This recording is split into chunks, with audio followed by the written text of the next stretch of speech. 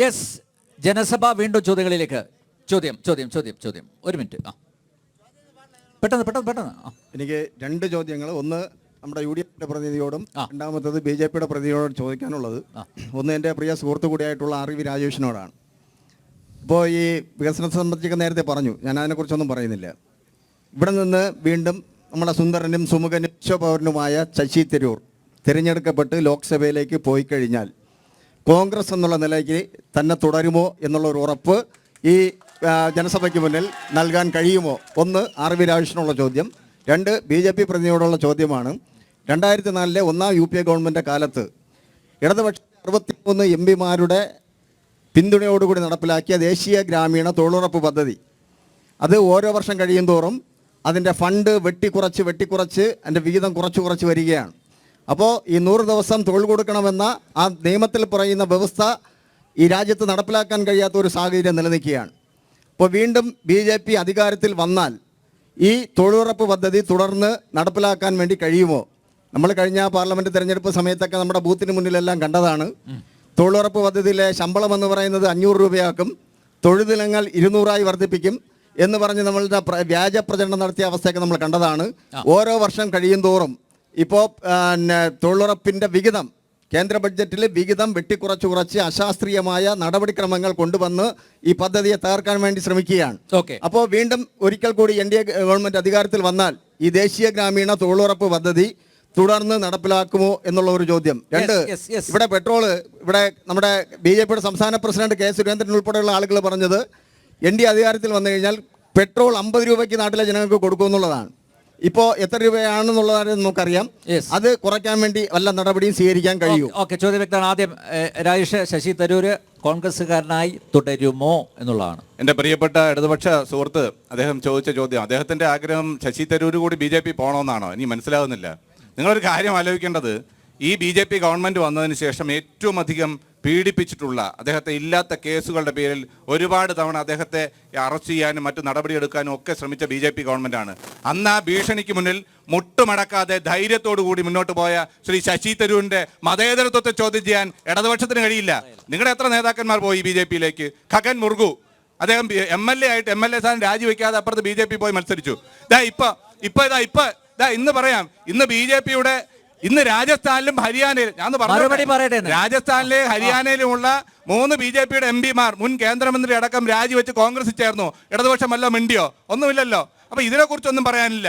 കോൺഗ്രസ്സുകാർ ആരെങ്കിലും പോകണമെങ്കിൽ അതിനെ വിമർശിക്കുക എന്നുള്ളതാണ്. എത്രയോ BJPയുടെ, എത്രയോ CPMന്റെ നേതാക്കന്മാർ, ഇപ്പൊ ബംഗാളിൽ CPM മൊത്തം BJP ആയില്ലേ, ത്രിപുരയിൽ പോയില്ലേ? അപ്പൊ ഇതിനെ ഒന്നും ചോദ്യം ചെയ്യാൻ എത്ര MLAമാരുണ്ട് ബംഗാൾ CPMന്? ഇപ്പൊ എത്ര പേരുണ്ട്? പിന്നെ ഇവിടെ ഇപ്പൊ നമ്മൾ ഇവിടെ നിന്നാണല്ലോ സംസാരിക്കുന്നത്. തൊട്ടപ്പുറത്ത് പോയി കഴിഞ്ഞാൽ നമ്മുടെ തൊട്ടടുത്ത സംസ്ഥാനം ഇവിടെ കഴിഞ്ഞാൽ കന്നുവാമൂട് കഴിഞ്ഞാൽ തമിഴ്നാടാണ്. അവിടെ പോയ ബസ് ചാർജ് എത്ര രൂപയാ? അവിടെ അത് ഒരുപാട് പേര് പോയി. ആ പോയ CPMകാരും ഉണ്ട്. ആ CPMകാർ പോയതിനെ കുറിച്ച് കൂടി പറയണം, അതുകൂടെ പറയേ. പിന്നെ അവിടെ പോയാൽ അവിടെ സ്ത്രീകൾക്ക് സൗജന്യമാണ് ബസ്സിൽ. അവിടെ വൈദ്യുതി ചാർജ് എത്രയാണ്? കേരളത്തിൻ്റെ ആണോ? പകുതിയേ ഉള്ളൂ. ഇവിടെ പെട്രോളിൻ്റെ കാര്യം പറഞ്ഞു, 3 രൂപ സെസ് ഇപ്പോൾ ഏർപ്പെടുത്തിയേ ഉള്ളൂ. കഴിഞ്ഞ ബഡ്ജറ്റിൽ ഈ ഗവൺമെൻറ് പെൻഷൻ കൊടുക്കാനെന്ന് പറഞ്ഞിട്ടാണ് 3 രൂപ സെസ് ഏർപ്പെടുത്തിയത്. എവിടെ കൊടുത്തോ പെൻഷൻ? ഈ പണം എവിടെയാണ് പോയത്? അപ്പോൾ തമിഴ്നാട്ടിൽ പോയ പെട്രോളിന് എത്ര രൂപ, അപ്പുറത്ത് പോയ ഡീസലിന് എത്ര രൂപ, അതും കൂടെയൊക്കെ ഒന്ന് പരിശോധിക്കണം. പിന്നെ മദ്യത്തിൻ്റെ വില കൂടി ചോദിക്കുക. അപ്പുറത്ത് കന്നുവാമൂട്ടി പോയാൽ കേരളത്തിൻ്റെ വിലയാണോ? അപ്പോൾ എല്ലാ കാര്യത്തിനും കേരളത്തിൻ്റെ ഇരട്ടി വിലയാണ് തമിഴ്നാട്ടിൽ. അതാണ് സ്ഥിതി. അപ്പൊ അതാണ് സ്ഥിതി. എല്ലാത്തിനും വില വർദ്ധിപ്പിച്ചിട്ട് ഞങ്ങൾ ഇവിടെ എല്ലാം വികസനം ഉണ്ടാക്കിയെന്ന് പറഞ്ഞാൽ, ഞങ്ങൾ കേരളത്തിൽ മാറ്റമുണ്ടാക്കിയെന്ന് പറഞ്ഞാൽ വല്ല അർത്ഥമുണ്ടോ? ഇപ്പൊ ഈ പറയുന്നതിന് വല്ല കാര്യമുണ്ടോ? വൈദ്യുതി ചാർജ് കൂട്ടി, ബസ് ചാർജ് കൂട്ടി, വെള്ളക്കരം കൂട്ടി, നികുതി കൂട്ടി, ഇതെല്ലാം കൂട്ടിയില്ലേ കേരളത്തിൽ? എന്നിട്ട് ഇതെല്ലാം കൂട്ടിയിട്ട് എന്താ പറഞ്ഞത്? ഇതെല്ലാം ഞങ്ങൾ ക്ഷേമ പെൻഷൻ കൊടുക്കാനെന്നാണ്. എത്ര മാസം ക്ഷേമ പെൻഷൻ കുടിശ്ശികയാണ്? തൊഴിലുറപ്പ് പദ്ധതി പ്ലീസ്. തൊഴിലുറപ്പ് പദ്ധതിയെ കുറിച്ച് പറഞ്ഞാൽ നന്നായി. കാരണം തൊഴിലുറപ്പ് പദ്ധതിക്ക് യഥാക്രമം പൈസ ലഭിക്കാത്ത കാരണത്തെക്കുറിച്ച് നമ്മൾ മനസ്സിലാക്കണം. യഥാർത്ഥ രീതിയിൽ കണക്ക് കൊടുക്കുന്നില്ല, കണക്ക് കൃത്യമായ രീതിയിൽ ഓഡിറ്റ് നടത്തുന്നില്ല. ഒന്നാമത്തെ കാര്യം ഞാൻ പറഞ്ഞിട്ട് മറുപടി പറയാം.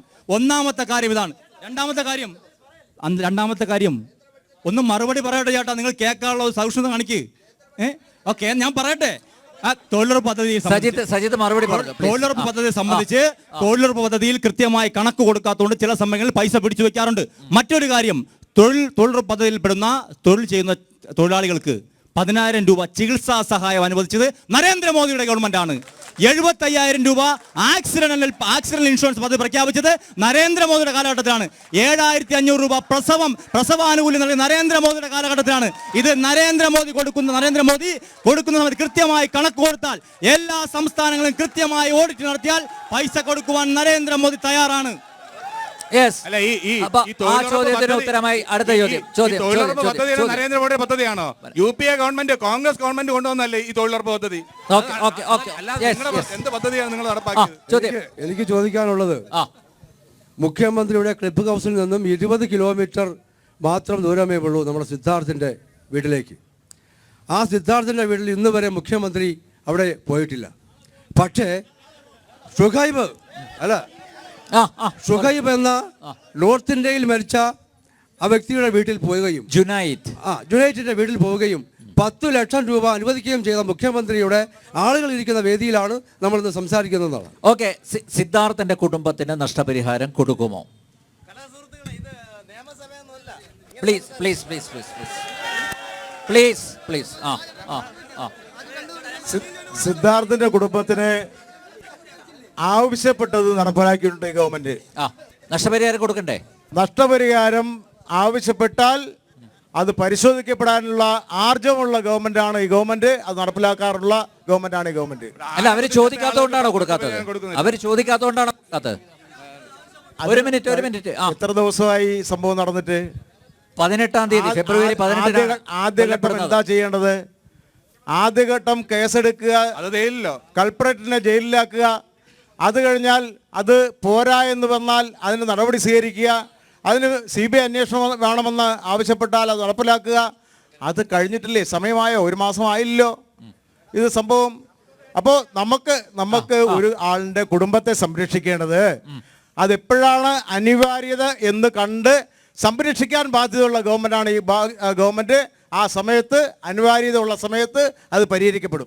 ഇപ്പൊ അനിവാര്യമല്ല.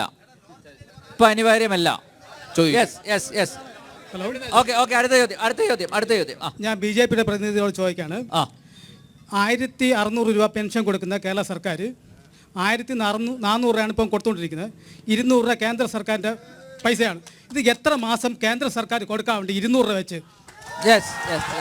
സാറേ, കേന്ദ്രം കൊടുത്തിട്ടുണ്ട്. ചേട്ടൻ 1,600 രൂപ കിട്ടിയിട്ട് എത്ര ദിവസമായി? ചേട്ടൻ 1,600 രൂപ. നിങ്ങള് മറുപടി പറഞ്ഞ കേൾക്കാൻ തയ്യാറാണോ? മറുപടി പറയട്ടെ. എന്തിനാണ് ഈ അസഹിഷ്ണുത കാണിക്കുന്നത്? മറുപടി പറയട്ടെ. നിങ്ങൾ എന്തിനാ ഈ കൂവി തോപ്പിക്കുന്നത്? എന്തിനാ? മറുപടി പറയട്ടെ. നിങ്ങൾ ഈ കൂവി തോൽപ്പിക്കരുത് ആരെയും. പറയൂ, മറുപടി പറ. എന്റെ മറുപടി കേൾക്കാൻ തയ്യാറല്ലെങ്കിൽ നിങ്ങൾ കേൾക്കണ്ട. ചോദ്യം ചോദിച്ചാൽ മറുപടി പറഞ്ഞിട്ടേ പോകൂ. നിങ്ങൾ കേൾക്കാൻ തയ്യാറാവണം. മറുപടി പറഞ്ഞാൽ പറഞ്ഞിട്ടേ പോകൂ. അനിയ. മറുപടി പറഞ്ഞിട്ടേ പോകൂ. പ്ലീസ്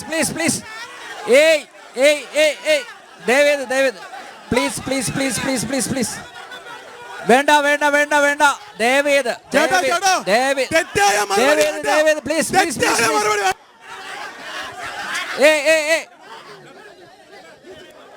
മതി. ബഹളം വേണ്ട, കലഹം വേണ്ട. പ്ലീസ്. ഒന്നിരിക്കൂ പ്ലീസ്. ഒന്നെല്ലാവരും ഇരുന്നേ. ഇത് ലൈവായിട്ട് എല്ലാവരും കാണുന്നതാണ്. പ്ലീസ്, ഞാൻ വീണ്ടും ഓർമ്മിപ്പിക്കുകയാണ്. ഇത് ആളുകൾ കാണുന്നതാണ്. അൺഎഡിറ്റഡ് വേർഷനാണ്. ദയവ് ചെയ്ത് സഹകരിക്കുക. ഒന്നെല്ലാവരും ഇരിക്കൂ പ്ലീസ്. അഭിപ്രായങ്ങളുണ്ടാവും, അഭിപ്രായ വ്യത്യാസങ്ങളുണ്ടാവും. നമുക്ക് യോജിപ്പിന്റെ മേഖലകളിൽ എത്താം. അതാണ് ആരോഗ്യപരമായ സംവാദം കൊണ്ട് ഉദ്ദേശിക്കുന്നത്. അതുകൊണ്ട് പ്ലീസ്. കഴിഞ്ഞോ? മറുപടി കഴിഞ്ഞോ? അടുത്ത ചോദ്യം. പെട്ടെന്ന്.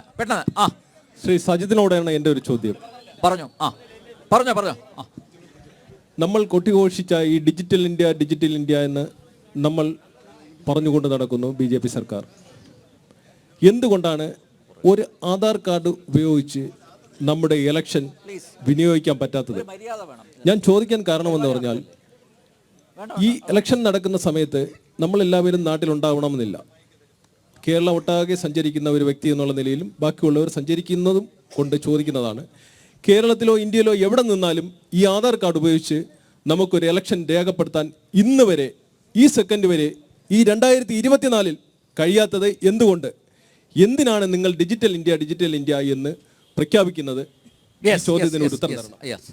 ചേട്ടൻ ചോദിച്ച ചോദ്യം ഡിജിറ്റൽ ഇന്ത്യയെ സംബന്ധിച്ച് വളരെ വ്യക്തമായി നമുക്കറിയാം.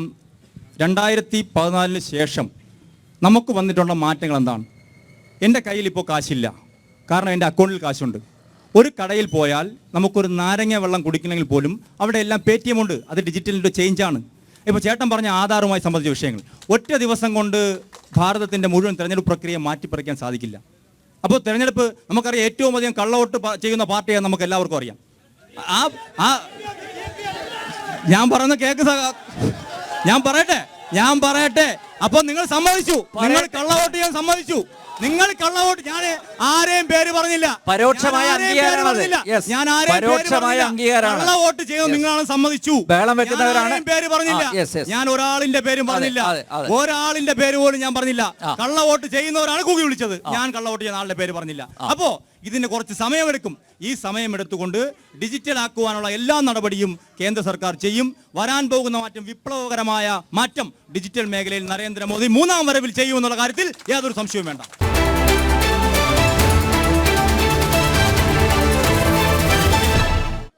യെസ്, പാറശാല ജനസഭ ചർച്ച അവസാനത്തിലാണ്. കുറച്ച് ചോദ്യങ്ങളിലേക്ക് കൂടി പോകുന്നു. യെസ്, ചോദ്യം പെട്ടെന്ന്. എനിക്ക് ബഹുമാനപ്പെട്ട BJPയുടെ പ്രതിനിധിയോടാണ് ചോദിക്കാനുള്ളത്. സാർ, അങ്ങ് പറഞ്ഞു നമ്മുടെ രാജ്യം ഡിജിറ്റൽ ഇന്ത്യയിലേക്ക് പോകുന്നു. 2 ആഴ്ചകൾക്ക് മുമ്പാണ് യുണൈറ്റഡ് നേഷൻ്റെ ഓർഗനൈസേഷൻ്റെ നേതൃത്വത്തിൽ നടത്തിയ സർവേയുടെ ഭാഗമായിട്ട് നമ്മുടെ രാജ്യം പട്ടിണിയിൽ 113ാം സ്ഥാനത്താണ് നിലനിൽക്കുന്നത്. നമ്മുടെ രാജ്യത്തിൻ്റെ നട്ടലായ കർഷകർ ഇന്ന് ഡൽഹിയുടെ വിവിധ ഭാഗങ്ങളിൽ സമരത്തിൻ്റെ ഭാഗമായിട്ടാണ്. നിങ്ങൾ രാജ്യവ്യാപകമായി രാജ്യത്തിൻ്റെ പട്ടാളക്കാരെ ദേശീയതയുടെ ഭാഗമാക്കി ഉയർത്തി കാണിക്കുമ്പോൾ എന്തുകൊണ്ട് നിങ്ങൾ കർഷകരെ അംഗീകരിക്കുന്നില്ല? അതുമാത്രമല്ല, അടുത്തൊരു ചോദ്യം കൂടെ. നിങ്ങൾ ഈ രാജ്യത്ത് കർഷകർക്ക് വേണ്ടിയോ തൊഴിലാളികൾക്ക് വേണ്ടിയോ അധ്വാനിക്കുന്ന ജനവിഭാഗങ്ങൾക്ക് വേണ്ടിയോ ഏതെങ്കിലും ഒരു സമരത്തിന് നിങ്ങൾ നേതൃത്വം കൊടുത്തിട്ടുണ്ടോ? BJPയുടെ പ്രതിനിധിക്ക് രണ്ട് ചോദ്യം. കർഷക സമരത്തെക്കുറിച്ച് പറഞ്ഞു. കർഷക സമരത്തിൻ്റെ നേതാവിൻ്റെ ഒരു വീഡിയോ ക്ലിപ്പ് വന്നിട്ടുണ്ട്, സുഹൃത്തൊന്ന് കേൾക്കണം. അദ്ദേഹം പറഞ്ഞു, അയോധ്യയിലെ രാമക്ഷേത്രത്തിലെ പ്രാണപ്രതിഷ്ഠയ്ക്ക് ശേഷം നരേന്ദ്രമോദിയുടെ ജനകീയ സ്വാധീനം ഒരുപാട് വർദ്ധിച്ചിരിക്കുന്നു, അത് പിടിച്ചു കെട്ടാൻ പറ്റില്ല, അതുകൊണ്ട് ഇത്തരത്തിലുള്ള കർഷക സമരം നടത്തണമെന്ന് പറഞ്ഞു. നമുക്ക് സുഹൃത്ത് മനസ്സിലാക്കേണ്ടത് കർഷകർക്ക് വേണ്ടി എന്തൊക്കെ ചെയ്തിട്ടുണ്ടെന്ന്. സുഹൃത്ത് ഇവിടെ അടുത്തുള്ള കൃഷി ഫാമിലൊന്ന് പോകണം. നരേന്ദ്രമോദി സർക്കാർ 6000 രൂപ കർഷക സമ്മാൻ നിധി വഴി ഒരു വർഷം ഇവിടുത്തെ കർഷകർക്ക് വേണ്ടി കൊടുക്കുന്നു. ഇവിടുത്തെ കർഷകരുടെ കൃഷിക്ക് വേണ്ടി ഒട്ടനവധി പദ്ധതികൾ പ്രഖ്യാപിച്ചിട്ടുണ്ട്. അത് സുഹൃത്ത് മനസ്സിലാക്കണം. ഒരു കാര്യം പറയട്ടെ സുഹൃത്തെ, ഞാൻ പറഞ്ഞോട്ടെ. കർഷക സമരം പ്രതീക്ഷിക്കുന്ന ഉത്തരം കിട്ടിയെന്ന് വരില്ല. കഴിഞ്ഞ 5 വർഷമായി ഈ രാജ്യത്ത് ആത്മഹത്യ ചെയ്തു. കേരളത്തെ അനുമതി അറിഞ്ഞില്ല. കേരളത്തിലെവിടെയാ? അറിഞ്ഞില്ല. മഹാരാഷ്ട്രയിൽ മാത്രം കഴിഞ്ഞ ഒരു വർഷം നിങ്ങൾ പറയുന്ന മറുപടി നിങ്ങൾ ഭരിക്കുന്ന മഹാരാഷ്ട്രയിൽ ഞാൻ പറഞ്ഞോട്ടെ സുഹൃത്തെ, നിങ്ങൾ ചോദിച്ചാൽ അതിന് മറുപടി കേൾക്കാൻ തയ്യാറാണ്. നിങ്ങൾ ചോദിച്ചാൽ മറുപടി കേൾക്കാൻ തയ്യാറാണ്. നിങ്ങൾ ഇഷ്ടപ്പെടുന്ന മറുപടി പറയാൻ ഞാൻ തയ്യാറല്ല. എനിക്ക് എന്റെ നിലപാട് ഞാൻ പറയും. കർഷകർക്ക് വേണ്ട പ്രവർത്തനം, കർഷകർക്ക് വേണ്ട പദ്ധതികളെ കുറിച്ച് വളരെ വ്യക്തമായി ഇവിടുത്തെ കർഷകർക്ക് അറിയാം. പിന്നെ കർഷക സമരത്തെക്കുറിച്ച് നിങ്ങൾ നടത്തിയിട്ടുള്ള സമരങ്ങളെ കുറിച്ച് നമുക്കറിയാം. കർഷക സമരം എന്താണ്? ഇവിടുത്തെ മണ്ഡി സ്പോൺസർ ചെയ്യുന്ന സമരമാണ് കർഷക സമരം. കർഷകന് ലഭിക്കേണ്ട തുക കർഷകന് ലഭിക്കുവാൻ വേണ്ടി ഇവിടെ നടത്തിയിട്ടുള്ള പദ്ധതിയാണ്. അതിനെ അട്ടിമറിക്കുവാനാണ് കർഷക സമരം നടത്തുന്നത്. നരേന്ദ്രമോദിയുടെ ജനകീയ അടിത്തറ തകർക്കുവാൻ വേണ്ടി നിങ്ങൾ വീണ്ടും കർഷക സമരമായി വരുന്നു. അതുകൊണ്ട് കർഷകരുടെ സമരങ്ങളെ കുറിച്ചൊന്നും കൂടുതൽ പറഞ്ഞ് കർഷകർക്ക് വേണ്ടി നിങ്ങൾ വാദിക്കണ്ട. ഇന്ന് നിങ്ങൾ കർഷകർക്കോടൊപ്പം അല്ല. ഓക്കെ, അടുത്ത ചോദ്യം. കഴിഞ്ഞ 2014 മുതൽ നമ്മുടെ തിരുവനന്തപുരം പാർലമെൻറ്റ് മണ്ഡലത്തെ പ്രതിനിധീകരിച്ച് ലോക്സഭയിൽ പ്രതിനിധീകരിക്കുന്ന നമ്മുടെ പ്രിയപ്പെട്ട ശശി തരൂർ, അദ്ദേഹം കഴിഞ്ഞ 15 വർഷം തുടർച്ചയായിട്ട് ജയിച്ചിട്ട് അദ്ദേഹം പറഞ്ഞ ഒരു കാര്യം പോലും, അദ്ദേഹം 2014 പറഞ്ഞത് നമ്മുടെ ഈ തിരുവനന്തപുരത്തെ ബാഴ്സലോണ നഗരമായി അതേപോലെ രണ്ടാമത് ഹൈക്കോടതി ബെഞ്ച് കൊണ്ടുവരാമെന്ന് പറഞ്ഞിട്ട് അദ്ദേഹം നാളിതുവരെ അതിനുവേണ്ടിയുള്ള 1 ഇഞ്ച് പോലും അദ്ദേഹം സ്റ്റെപ്പ് എടുത്തിട്ടില്ല. മാത്രമല്ല ഈ തിരുവനന്തപുരത്ത് അദ്ദേഹത്തിന് കഴിഞ്ഞ 15 വർഷവും ഒരു പ്രവർത്തനം, ഒരു വികസനം ചൂണ്ടിക്കാണിക്കാൻ പറ്റുന്ന ഒരു വികസനവും അദ്ദേഹത്തിന് ചെയ്യാൻ കഴിഞ്ഞില്ല. മാത്രമല്ല ഇവിടുത്തെ റെയിൽവേ വികസനം ഉൾപ്പെടെ എല്ലാ കാര്യത്തിലും അദ്ദേഹം റെയിൽവേ വികസന കമ്മിറ്റിയിൽ കൂടിയുള്ള അദ്ദേഹമാണ്. ഇവിടുത്തെ ഒരു കമ്മിറ്റി പോലും കഴിഞ്ഞ ഒരു വർഷം കൊണ്ട് അദ്ദേഹം പങ്കെടുക്കുന്നില്ല. നമ്മുടെ തിരുവനന്തപുരത്ത് അതായത് തിരുവനന്തപുരം സിറ്റി കഴിഞ്ഞാൽ സൗത്ത് പോർഷൻ വരുന്ന ഈ ഭാഗത്ത് റെയിൽവേ വികസനം വളരെ അവഗണനയിലാണ്. രണ്ടാമത് BJPയുടെ പ്രതിനിധി, നിങ്ങൾ എല്ലാ വർഷവും പറയുന്ന ഒരു വികസനമാണ് എയിംസ് കള്ളിക്കാട് പഞ്ചായത്തിൽ കൊണ്ടുവരുമെന്ന് നിങ്ങൾ കഴിഞ്ഞ വർഷവും വാഗ്ദാനം ചെയ്തു. പക്ഷെ നാളെ ഇതുവരെ നിങ്ങൾക്ക് അത് കൊണ്ടുവരാൻ കഴിഞ്ഞിട്ടില്ല. നിങ്ങൾ ഇങ്ങനെ പല വാഗ്ദാനങ്ങളും കോൺഗ്രസും BJPയും ഈ തിരുവനന്തപുരത്തെ ജനങ്ങളെ നിങ്ങൾ വാഗ്ദാനം കൊണ്ട് കഴിഞ്ഞ 15 വർഷവും വാഗ്ദാനം കൊണ്ട് നിങ്ങൾ ഒരു വാഗ്ദാനം പോലും നിങ്ങൾക്ക് പാലിക്കാൻ കഴിഞ്ഞിട്ടില്ല. അതിൽ മാപ്പ് പറയാൻ കഴിയുമോ? അല്ല, ഇടതുപക്ഷത്തിന് MP മാരുണ്ടായിരുന്നു കേട്ടോ തിരുവനന്തപുരത്ത് നേരത്തെ. ഇടതുപക്ഷത്തിന് ഈ ചോദിച്ചതിനെല്ലാം മറുപടി നേരത്തെ പറഞ്ഞതാണ്. അദ്ദേഹം അപ്പോൾ താമസിച്ചു വന്നുകൊണ്ടായിരിക്കും അദ്ദേഹം മനസ്സിലാക്കാത്തത്. പാറശാല മുതൽ തിരുവനന്തപുരം വരെയുള്ള റെയിൽവേ സ്റ്റേഷന്റെ വികസനത്തെ കുറിച്ച് ഞാൻ പറഞ്ഞു, ഞാൻ ആവർത്തിക്കുന്നില്ല. തിരുവനന്തപുരത്ത് നടത്തിയിട്ടുള്ള വികസന പ്രവർത്തനങ്ങൾ ഞങ്ങൾ പ്രിന്റ് ചെയ്ത് നിങ്ങളുടെ അടക്കമുള്ള വീടുകളിലെത്തിക്കും. കഴിഞ്ഞ തെരഞ്ഞെടുപ്പിലും ഞങ്ങൾ എത്തിച്ചിട്ടുണ്ട്. ഏതൊക്കെ എത്ര കോടി രൂപയുടെ വികസനം നടത്തുന്നുള്ളത് കൃത്യമായ കണക്ക്. ഞാൻ ഒരു ചോദ്യം തിരിച്ചു ചോദിക്കട്ടെ. ഇവിടെ ഇപ്പോൾ മത്സരിക്കുന്ന ശ്രീ പന്ന്യൻ രവീന്ദ്രൻ, അദ്ദേഹം ഇവിടെ MP ആയിരുന്നതാണല്ലോ ഒരു കാലഘട്ടത്തിൽ, അദ്ദേഹം ഇവിടെ ഉപേക്ഷിച്ച് പോയതാണല്ലോ. അദ്ദേഹം നടത്തിയിട്ടുള്ള ഒരു വികസന പ്രവർത്തനത്തെ കുറിച്ച്, ഈ തിരുവനന്തപുരത്തിന് വേണ്ടി അദ്ദേഹം ചെയ്ത ഒരു കാര്യത്തെക്കുറിച്ച് നിങ്ങൾക്ക് പറയാൻ കഴിയുമോ? അതോടൊപ്പം ഇവിടെ മത്സരിക്കുന്ന വേറെ മത്സരിക്കുന്ന കേന്ദ്രമന്ത്രിയുണ്ട്. അദ്ദേഹം അവിടെ ഇരിക്കെ അദ്ദേഹം 2.5 വർഷം കേന്ദ്രമന്ത്രിയായിരുന്നു. 2.5 വർഷം കേന്ദ്രമന്ത്രിയായിരുന്ന ആൾ ഇപ്പോൾ വികസനത്തെ കുറിച്ച് നിങ്ങൾ ഈ BJPക്കെതിരെ പറയുമ്പോൾ എന്തിനാ അസ്വസ്ഥരാണ്? ഇയാളെ BJPയുടെ ഏജന്റ് ആണോ? അവിടെ ഇരിക്കെ BJPയെ കുറിച്ച് പറയുമ്പോൾ നിങ്ങൾ എന്തിനാ അസ്വസ്ഥരാവുന്നത്? ഈ കേന്ദ്രമന്ത്രി 2.5 വർഷക്കാലം കേന്ദ്രമന്ത്രിയായിരുന്ന രാജീവ് ചന്ദ്രശേഖർ തിരുവനന്തപുരത്തിന് വേണ്ടി, കേരളത്തിന് വേണ്ടി ഏതെങ്കിലും ഒരു വികസനം നടത്തിയിട്ടുണ്ടോ? പോട്ടെ, അദ്ദേഹം കർണാടകയിൽ നിന്നാണല്ലോ രാജ്യസഭയിൽ എത്തിയത്. അദ്ദേഹം 2 തവണ ആയത് ദേവഗൌഡയുടെ പാർട്ടിയിലാണ്. കഴിഞ്ഞ തവണ മാത്രമാണ് BJPയിലേക്ക് ചേർന്ന് BJPയുടെ രാജ്യസഭ അംഗം. കർണാടകയിൽ അദ്ദേഹം എന്തെങ്കിലും വികസന പ്രവർത്തനം നടത്തിയിട്ടുണ്ടോ? ഇപ്പൊ പറയുന്നത് വികസനത്തെ കുറിച്ചാണ് അദ്ദേഹം സംസാരിക്കുന്നത്. നിങ്ങളൊക്കെ ഈ നാടിന് വേണ്ടി ഒരു വികസനവും ചെയ്യാത്ത ആളുകൾ ഇവിടെ വന്ന് വികസനത്തെ കുറിച്ച് സംസാരിക്കുന്നത് വെറുതെ അർത്ഥമില്ലാത്ത അതര വ്യായാമമാണ്. ഇതിനെക്കുറിച്ച് വെറുതെ പറഞ്ഞിട്ട് കാര്യമില്ല. ഞങ്ങൾ ഉണ്ടാക്കിയ വികസനം, തിരുവനന്തപുരം നഗര വികസനത്തെ കുറിച്ച്, ഇവിടെ ഈ ഇങ്ങേറ്റം പാറശാല മുതൽ നടത്തിയിട്ടുള്ള വികസനത്തെ കുറിച്ച് ഞാനിവിടെ കുറെ കാര്യങ്ങൾ പറഞ്ഞു. ഒരുപാട് കാര്യങ്ങൾ ഞങ്ങൾക്ക് പറയാനുണ്ട്. അതൊക്കെ ഈ തെരഞ്ഞെടുപ്പ് കാലഘട്ടത്തിൽ വീണ്ടും ഞങ്ങൾ ചർച്ച ചെയ്യും. അതൊക്കെ ഞങ്ങൾ പ്രിന്റ് ചെയ്ത് തന്നെ നിങ്ങളുടെയൊക്കെ വീടുകളിൽ എത്തിക്കുമെന്നുള്ള കാര്യത്തിൽ സംശയം വേണ്ട. സജിത്തെ, ഒരു കാര്യം പറയാം. നിങ്ങൾ എയിംസിനെ കുറിച്ച് പറഞ്ഞു. 2014 മുമ്പ് എത്ര എയിംസ് ഉണ്ടായിരുന്നു? 2014 ശേഷം ഭാരതത്തിലൊട്ടാകെ എത്ര എയിംസ്? കള്ളിക്കാടോ കുന്നത്തൂർ എവിടെയാണോ ഒരു സ്ഥലം കണ്ടെത്തി കൊടുക്കണമെന്ന് കേന്ദ്രം പലതവണ ആവശ്യപ്പെട്ടു. എവിടെയെങ്കിലും ഒരു സ്ഥലം കണ്ടെത്തി കൊടുക്കാൻ നിങ്ങൾക്ക് ഇതുവരെ സാധിച്ചിട്ടുണ്ടോ? എയിംസ് കൊണ്ടുവരാൻ എവിടെയെങ്കിലും ഒരു സ്ഥലം സാധിച്ചിട്ടുണ്ടോ? നെട്ടുകാൽത്തേരിയിൽ ജയിലിന്റെ സ്ഥലം അതിന് ആണെന്ന് ശശി തരൂർ കത്ത് കൊടുത്തിട്ടുണ്ട്. നെട്ടുകാൽത്തേരി പറ്റുമെന്ന് പറഞ്ഞ് MP ആവശ്യപ്പെട്ടിട്ടുണ്ട്. MP കത്ത് കൊടുത്തിട്ടുണ്ട്. എയിംസ് സ്ഥാപിക്കണമെന്ന് ആവശ്യപ്പെട്ടു. അനുവദിക്ക്. കേരളത്തിലെ ഗവൺമെന്റ് 3 സ്ഥലം കണ്ടെത്തി കൊടുത്തിട്ടുണ്ട്. സംസ്ഥാന ഗവൺമെന്റ് കോഴിക്കോടേക്ക് കൊണ്ടുപോയിരിക്കുകയാണ്. കോഴിക്കോട് ചോദിക്കാനായിട്ടുള്ളത് എന്റെ സുഹൃത്ത് വികസനത്തെ സംബന്ധിച്ച് പറഞ്ഞു. 15 വർഷക്കാലം ശശി തരൂർ ചെയ്ത വികസനമാണ് വികസനം. പന്ന്യൻ രവീന്ദ്രൻ എന്ത് ചെയ്തു? 15 വർഷം എന്നുള്ളതല്ല, ഒരു വർഷമാണോ ആ വികസനം? ആ വർഷം ചെയ്യാൻ കഴിയുന്നതാണ് പ്രധാനം. പന്ന്യൻ രവീന്ദ്രൻ 3 വർഷവും 4 മാസവുമാണ് MP ആയിരുന്നത്. കേരളത്തിൽ ഇന്റർനാഷണൽ സ്ഥാപനങ്ങൾ കൊണ്ടുവരുന്നതിന് വേണ്ടി MPക്ക് കഴിഞ്ഞു. ഐസറും IASSTയും നിങ്ങൾക്കറിയാമോ എന്താണെന്ന്? അത് കൊണ്ടുവന്നത് കാലത്താണ്. ഇവിടെയാണോ? രാജീവ് ഗാന്ധി പാർലമെന്റ് ചുമ്മാ പറഞ്ഞിട്ട് കാര്യമുണ്ട്. തിരുവനന്തപുരത്തിന്റെ MP എന്ന നിലയിൽ ഇടപെട്ടതിന്റെ ഭാഗമായിട്ടാണ് പന്ന്യൻ രവീന്ദ്രൻ. തിരുവനന്തപുരത്ത് ഐസറുണ്ടോ? തിരുവനന്തപുരം മെഡിക്കൽ കോളേജിൽ സൂപ്പർ സ്പെഷ്യാലിറ്റി ആശുപത്രിയിൽ പോകാത്തവർ ഇവിടെ ആരെങ്കിലും ഉണ്ടോ?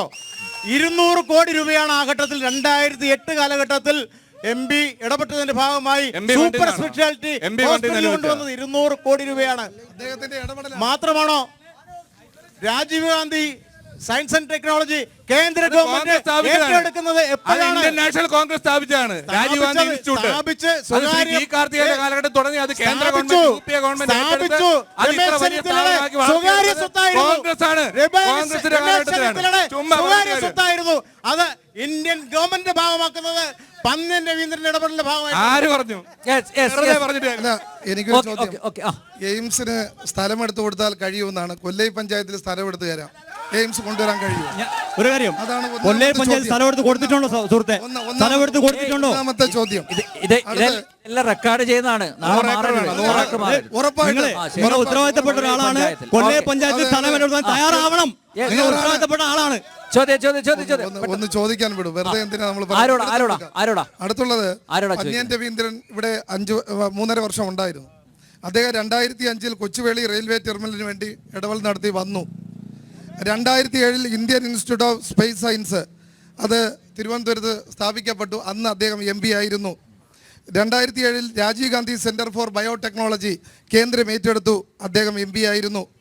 അതുപോലെ തന്നെ എയർ ഇന്ത്യയുടെ രാജ്യാന്തരത്തെ 3ാമത്തെ ഹാങ്ങർ ടെർമിനൽ കൊണ്ടുവന്നു. എല്ലാം തെളിവാണ്. അദ്ദേഹം എനിക്ക് പറയാനുള്ളത്, ഒരു MP അദ്ദേഹത്തിന്റെ ഇടപെടലും അതിന്റെ ഭാഗമായിട്ടുണ്ട്. ശശി തരൂര് എന്ത് ഇടപെടൽ നടത്തി? ശശി തരൂരിന്റെ ആസ്തി എത്രയാണ്? അതുപോലെ തന്നെ രാജീവ് വെബ്സൈറ്റ് പരിശോധിച്ചാൽ കാണാം. എല്ലാ വർഷവും തെരഞ്ഞെടുപ്പ് വരുമ്പോൾ ഈ MP-മാരെല്ലാം അവരുടെ വെളിപ്പെടുത്തിയിട്ടുണ്ട്. ആളാണ് രാജീവ് ചന്ദ്രശേഖരനുള്ള ആസ്തി എത്രയാണ്? ആസ്തി പരിശോധിച്ചാൽ മതി. ഓക്കെ മറുപടി വല്ലതും ഉണ്ടോ? ഇല്ല, മറുപടി ഇല്ല. ഓക്കെ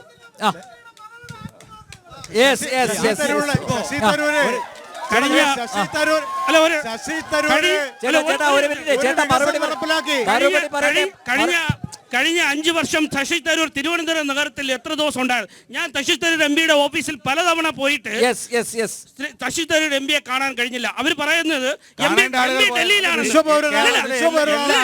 ഡൽഹിയിലാണെന്ന്.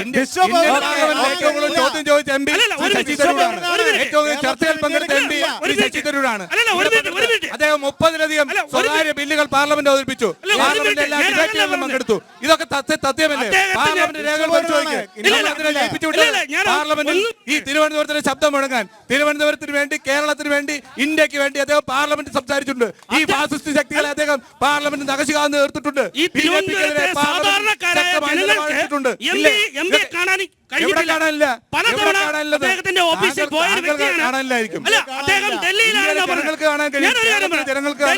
ഡൽഹിയിൽ കഴിഞ്ഞ 6 മാസം മുമ്പേ പോയ ഞാൻ PA ബന്ധപ്പെട്ടപ്പോൾ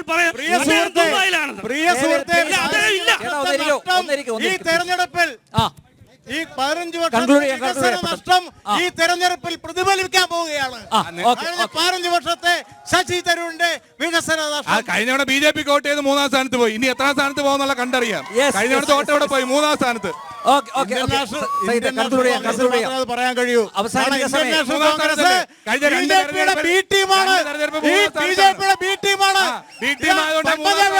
പോയി മുരളീധരൻ പോകും. ഇവിടെ BJP-ക്ക് വോട്ട് പറയുന്നുണ്ട്. BJP വ്യക്തമായ രാഷ്ട്രീയം പറയുന്നുണ്ട്. BJP-യുടെ എയിംസിന് സ്ഥലമെടുത്ത് കൊടുത്താൽ BJP അധികാരത്തിൽ വരും. BJP എന്തായാലും ഈ ജനസഭ അവസാനിപ്പിക്കാനുള്ള സമയമായി.